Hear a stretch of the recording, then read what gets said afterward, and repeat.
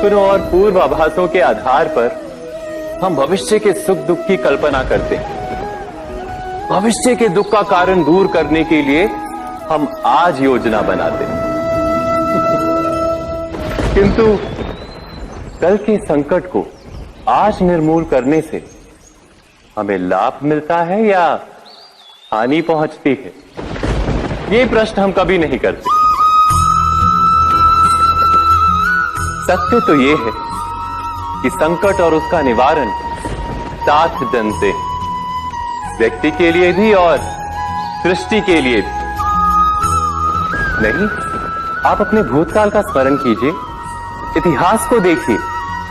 आप तुरंत ही ये जान पाएंगे कि जब जब संकट आता है तब तब उसका निवारण करने वाली शक्ति भी जन्म लेती है।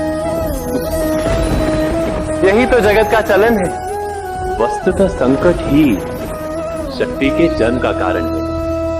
प्रत्येक व्यक्ति जब संकट से निकलता है तो एक पद आगे बढ़ा होता है, अधिक चमकता है, आत्मविश्वास से अधिक भरा होता है, न केवल अपने लिए अपितु विश्व के लिए भी। क्या ये सत्य नहीं? वास्तव में संकट का जन्म है एक अवसर का जन्म, अपने आप को बदलने का, अपने विचारों को ऊंचाई पर करने का अवसर, अपनी आत्मा को बलवान और ज्ञान मंडित बनाने का अवसर। जो ये कर पाता है उसे कोई संकट नहीं होता, किंतु जो ये नहीं कर पाता वो तो स्वयं एक संकट है विश्व के लिए। विचार कीजिए।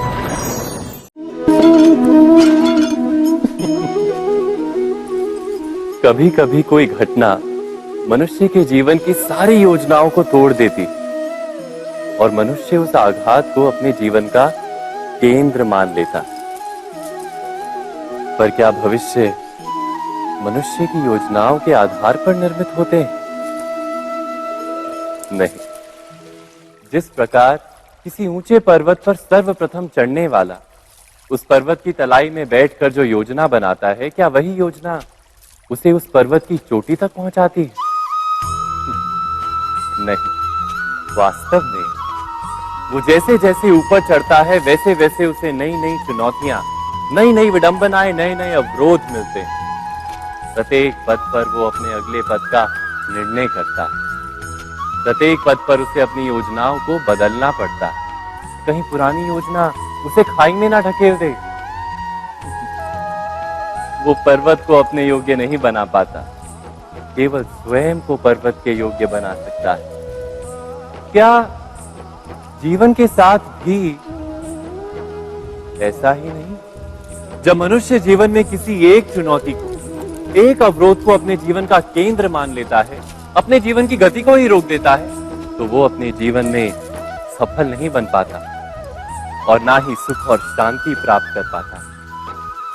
अर्थात जीवन को अपने योग्य बनाने के बदले स्वयं अपने को जीवन के योग्य बनाना ही सफलता और सुख का एकमात्र मार्ग नहीं? स्वयं विचार कीजिए। जीवन का हर क्षण निर्णय का क्षण होता है। प्रत्येक पद पर दूसरे पद के विषय में कोई निर्णय करना ही पड़ता है और निर्णय अपना प्रभाव छोड़ जाता है। आज किए गए निर्णय भविष्य में सुख अथवा दुख निर्मित करते हैं, ना केवल अपने लिए, अपने परिवार के लिए भी, आने वाली पीढ़ियों के लिए भी।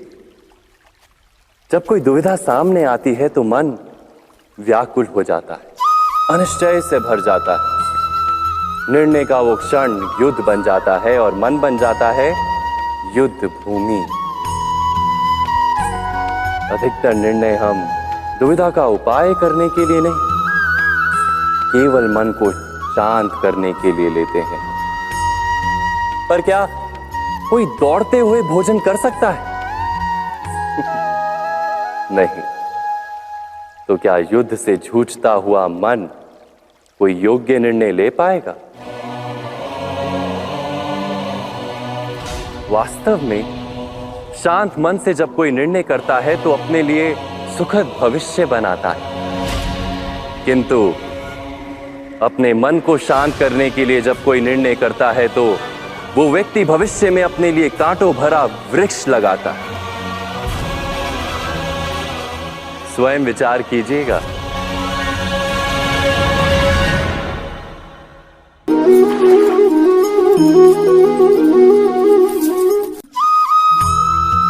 जीवन में आने वाले संघर्षों के लिए जब मनुष्य स्वयं को योग्य नहीं मानता, जब उसे अपने ही बल पर विश्वास नहीं रहता, तब वो सद्गुणों को त्याग कर दुर्गुणों को अपनाता है।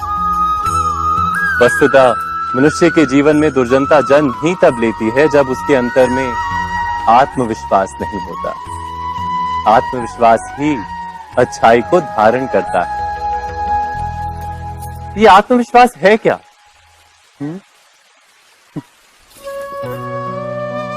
जब मनुष्य ये मानता है कि जीवन का संघर्ष उसे दुर्बल बनाता है, तो उसे अपने ऊपर विश्वास नहीं रहता।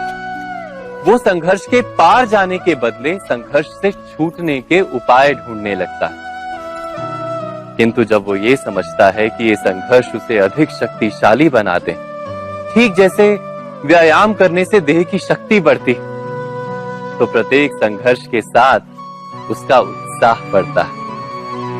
अर्थात आत्मविश्वास और कुछ भी नहीं, मन की स्थिति, जीवन को देखने का दृष्टिकोण मात्र है। और जीवन का दृष्टिकोण तो मनुष्य के अपने वश में होता है। स्वयं विचार कीजिए।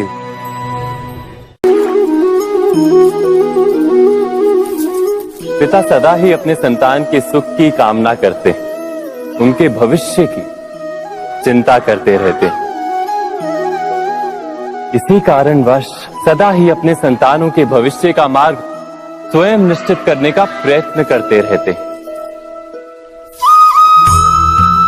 जिस मार्ग पर पिता स्वयं चला है, जिस मार्ग के कंकर पत्थर को स्वयं देखा है, मार्ग की छाया, मार्ग की धूप को स्वयं जाना है, उसी मार्ग पर उसका पुत्र भी चले, यही इच्छा रहती है हर पिता की। निस्संदेह उत्तम भावना है ये। किंतु 3 प्रश्नों के ऊपर विचार करना हम भूल ही जाते हैं। कौन से प्रश्न? प्रथम प्रश्न, क्या समय के साथ प्रत्येक मार्ग बदल नहीं जाते? क्या समय सदा ही नई चुनौतियों को लेकर नहीं आता? तो फिर बीते हुए समय के अनुभव नई पीढ़ी को किस प्रकार लाभ दे सकते हैं? दूसरा प्रश्न, क्या प्रत्येक संतान अपने माता पिता की छवि होता है? हाँ, संतानों को संस्कार तो अवश्य माता पिता देते हैं, किंतु भीतर की क्षमता तो ईश्वर देते हैं। तो जिस मार्ग पर पिता को सफलता मिली है, विश्वास है कि उसी मार्ग पर उसकी संतानों को भी सफलता और सुख प्राप्त होगा। तीसरा प्रश्न, क्या जीवन के संघर्ष और चुनौतियां लाभकारी नहीं होती? क्या प्रत्येक नया प्रश्न एक नए उत्तर का द्वार नहीं खोलता? तो फिर संतानों को नए नए प्रश्नों, संघर्षों और चुनौतियों से दूर रखना, ये उनके लिए लाभ करना कहलाएगा या हानि पहुंचाना? अर्थात जिस प्रकार संतान के भविष्य का निर्माण करने के बदले उसके चरित्र का निर्माण करना श्रेष्ठ है, वैसे संतानों के जीवन का मार्ग निश्चित करने के बदले उन्हें नए संघर्षों के साथ जूझने के लिए मनोबल व ज्ञान देना अधिक लाभदायक नहीं होगा? स्वयं विचार कीजिए।